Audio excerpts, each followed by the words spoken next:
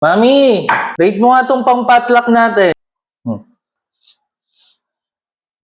5 stars. Magic sa sarap. Wow, talaga namang magiging star ng potluck itong chicken bihon gisado. Pero ano bang sekreto para maging 5-star rating itong Pinoy favorite? Tara gawin natin. Una, pakulaan ng chicken breast sa tubig na may Maggi Magic Sarap. Yes, ito lang ang kailangan natin dahil ito ay all-in-one seasoning na mas pinasarap pa ng fresh onion, garlic, real meat, brown sugar, pepper at iba pang spices na nagbibigay ng sarap at aroma. Pagkatapos pakuluan ay hinimay ko na ang chicken breast at inireserba ang pinagkuluan dahil yan ay magic liquid. Mag-isa ng bawang at sibuyas hanggang maging aromatic.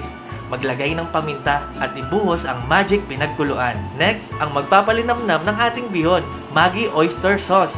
Gawa ito sa real oysters kaya extra rich ang taste at texture. Perfect para ma-achieve ang restaurant-style dishes at home.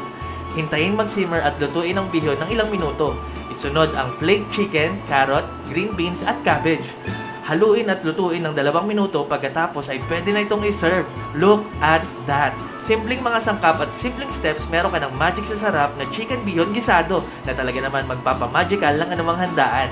Kung special sila sa'yo, gawing magical ang kanilang Pasko. Ipaghanda sila ng yummy delicious na regalo with Maggi. Try this recipe at gawing magical ang handaan with Maggi. Visit maggi.ph for more recipe inspirations.